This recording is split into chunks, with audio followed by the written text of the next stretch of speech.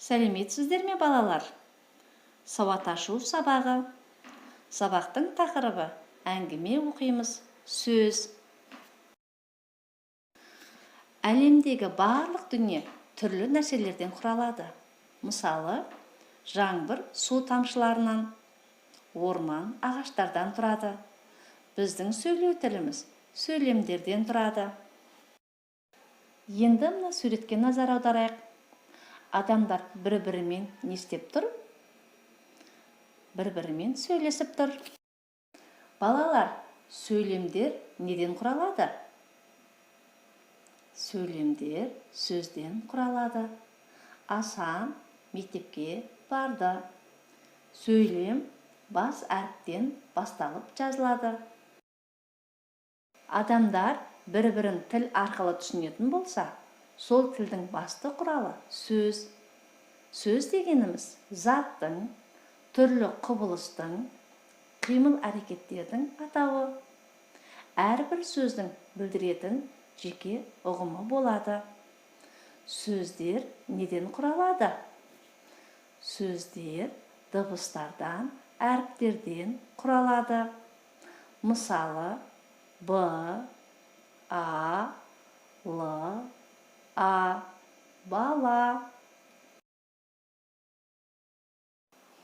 Балалар, олай болса, оқулықтағы мәтінді түсініп оқы.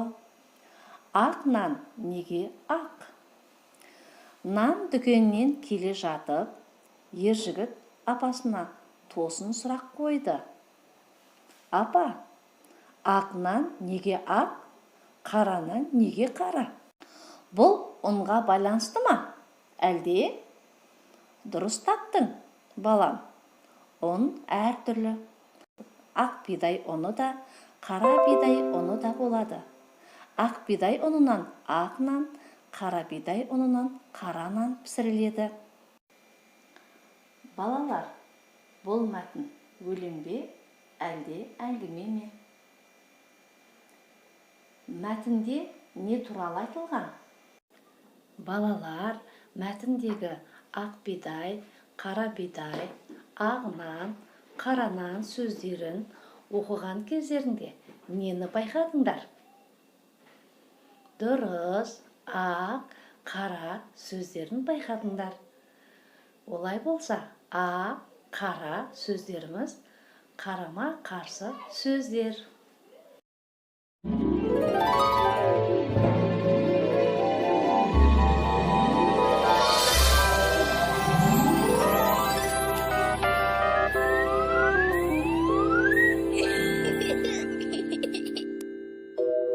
Ай мектеп.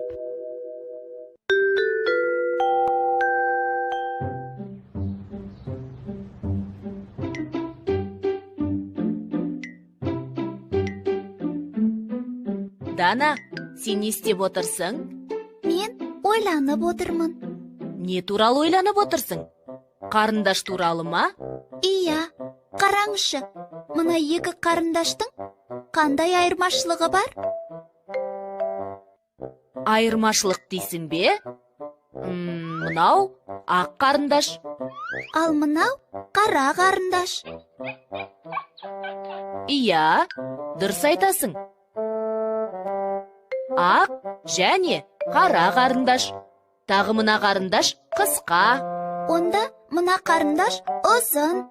Сондай-ақ мынау жуан қарындаш. Иә, ал мынау жіңішке.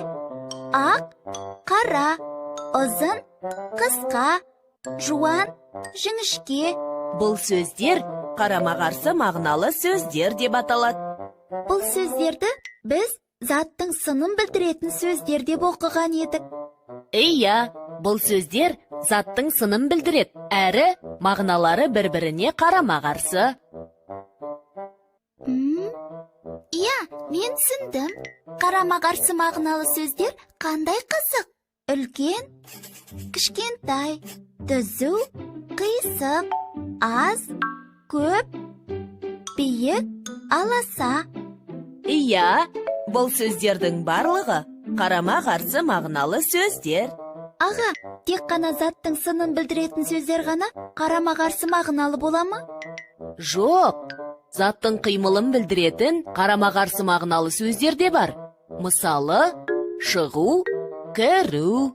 Мезгілді білдіретін де қарама-қарсы мағыналы сөздер бар. Мысалы, күндіз, түн, қыс, жаз. Аға, қараңыз, Вики бір-біріне қарама-қарсы екі түрлі аяқ киім әкеліп қойыпты. Мынау үлкен, қара және ескі бәтеңке. Ал мынау кішкентай, ақ және жаңа бәтеңке.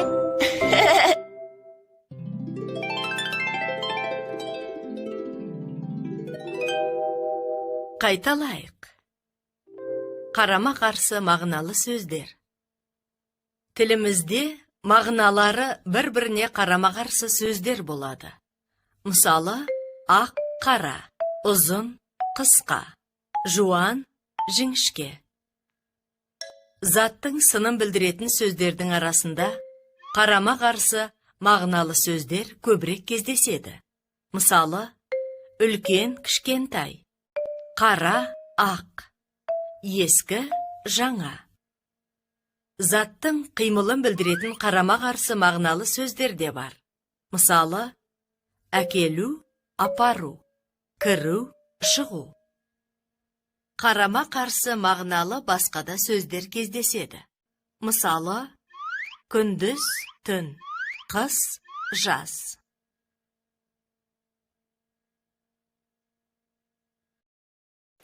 Балалар, бірінші тапсырманы орындаймыз. Мәтіннен мағынасы қарама-қарсы сөздерді тауып жазамыз. Балалар, бірінші тапсырманы орындап болсақ, олай болса, бүгінгі сабағымызды пысықтау үшін екінші тапсырманы орындаймыз. Жаман сөз жылатады, жақсы сөз жұбатады. Ең тәтті де тіл, ең ащы де тіл. Жіптің ұзыны, сөздің қысқасы. Жақсы.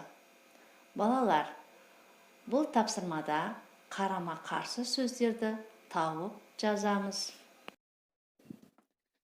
Балалар, бүгінгі сабақты қаншалықты түсінгендеріңді байқау үшін үшінші тапсырманы орындап жіберейік. Бірінші бағандағы және екінші бағандағы қарама-қарсы сөздерді сәйкестендіреміз. Мысалы, қалың, жұқа. Қалған сөздерді өздерің сәйкестендіріңдер. Балалар, сабағымыз аяқталды. Сау болыңдар.